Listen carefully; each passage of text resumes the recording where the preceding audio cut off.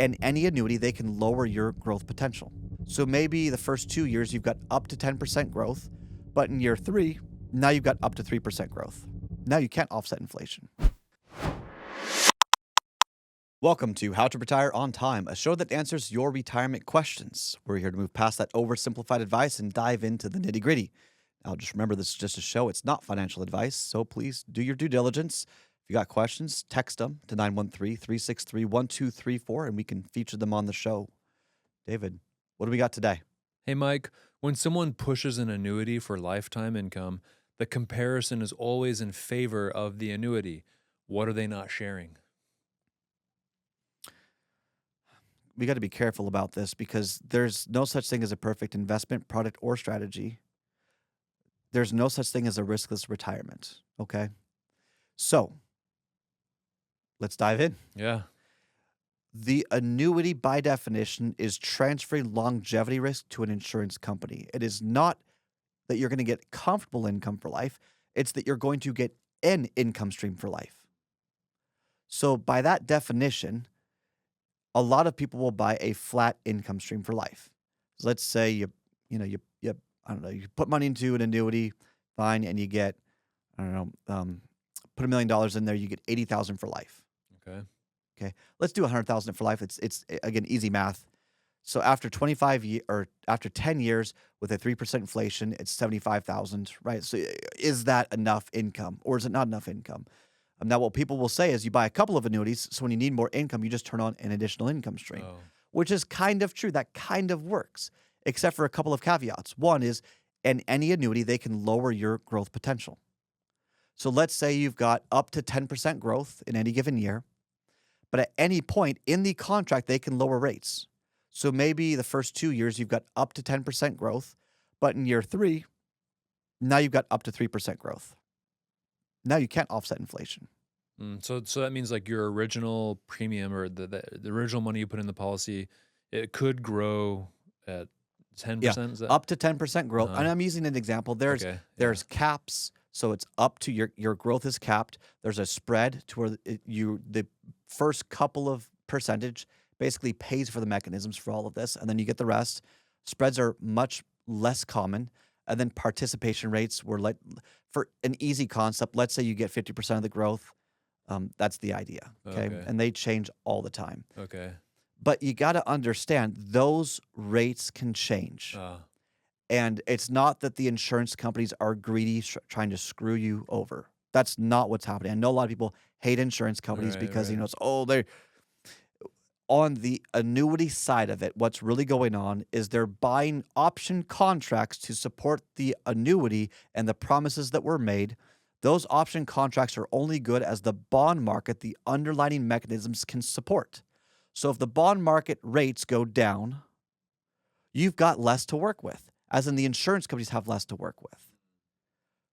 So it's not them being evil or greedy. They're just dealing with the realities of the markets. Is that fair to say? Physics doesn't care what you want.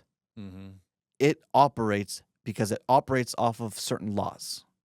In finance, there are financial laws you cannot break. They're just there.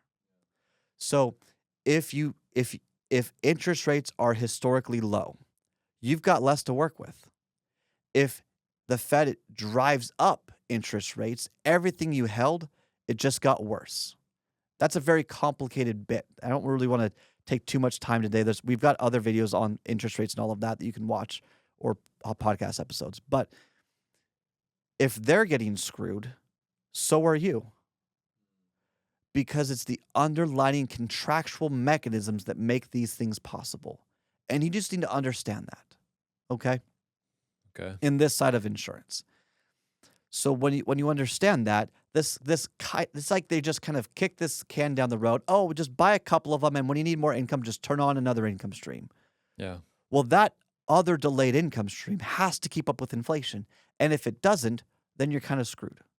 It's more difficult now to keep up because annuities, long-term, should never be expected to keep up with the market.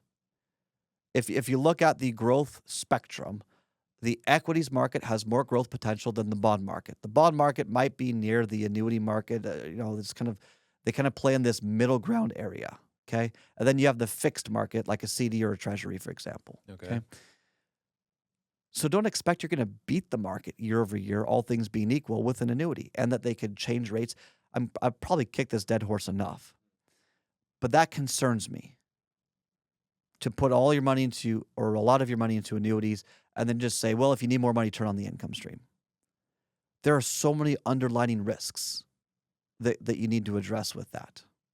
So now here's the problem. Okay. So insurance can promise you stuff. They can promise you an 8% payback rate. Okay. They can promise you certain contractual things, and they've done the math and know that the odds are in their favor. What a securities person, someone that sells a stock bond for portfolio, can't do is promise you growth. Oh, right. And anyone that would promise you performance should go to jail. Yeah, we can't predict the future of the stock market, Yeah. right? It's appropriate to say, well, here's what it historically has done. We're going to shoot for that. We're going to seek those kinds of growth, but they can't promise that. Right. So it's okay to say, like, these are our expectations. This is what we're looking for. Yeah. So I want to be very kind to the industry.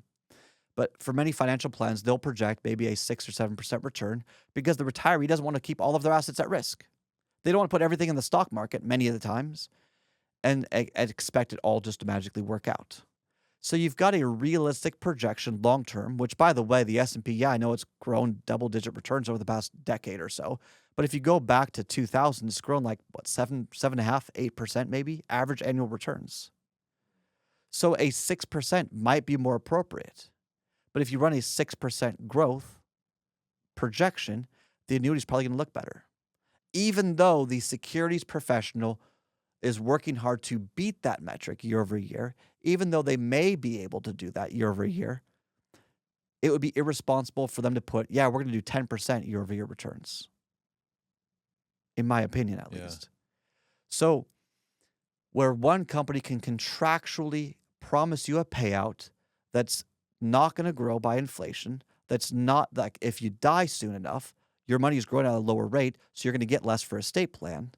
That compromises the apples to apples comparison, make it apples to oranges comparison, because the securities person is growing your wealth. You've got more for legacy, you've got more for healthcare, you've got more flexibility, but they can't promise you that. There's risk associated with it. And so you've got to take a step back and understand, what risks are you comfortable taking? What is the right blend of it? I mean, my book, How to Retire on Time, was written as a debate against the lifetime income. I acknowledge some people want it, and it may make sense for part of your income.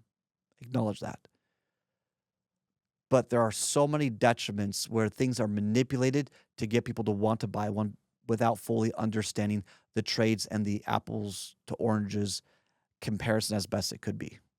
I don't know. Am I explaining this Yeah, well? so it sounds like the when you do the comparisons of lifetime income with an annuity contract or just income from your portfolio, they might show it in favor of the annuity because they have this contract they can fall back on, and they have to abide by the terms of the contract, whereas the market is more volatile, variable, and you can't promise anything, right? Is that fair to say? Yeah, you've got to define the differences and then treat each path as it's intended to be treated. Uh-huh. Okay. Because they're just different. They're different tools. They should not be compared. What is your lifestyle goal? What's your legacy goal? How do you best do that? And if it makes sense, blend them together. Yeah. Just don't compare the two, and don't get yourself into a sales situation where it's like, oh, well, this person only, here's my insurance guy. He sells me annuities. He wants as much money as you're going to give him. And then you've got the securities guy who gets paid 1% of your assets. He wants as much money as you're going to give him. Sure. You're compromised. Yeah. It's a crappy situation. So slow down, take a step back, and do comparisons like income, market risk, inflation risk. Yeah. Look at tax risk. Look at legacy goals. Look at healthcare costs. If you have a large expense, what does that look like? If you go to long-term care early, if you go to long-term care late, run a series of different risks that you want to approach, and then look at how to balance the different options. And income from your assets, it's just one way. Income from growth is just one way to go about it. There are so many other ways you can draw income in retirement. Look at the various options. Slow down. slowing down is good for you. Hey, explore your lifestyle and legacy potential. Um, it's worth it. Retirement's a big decision. In my opinion, you put the plan together first without any acknowledgement of any sort of investment or product.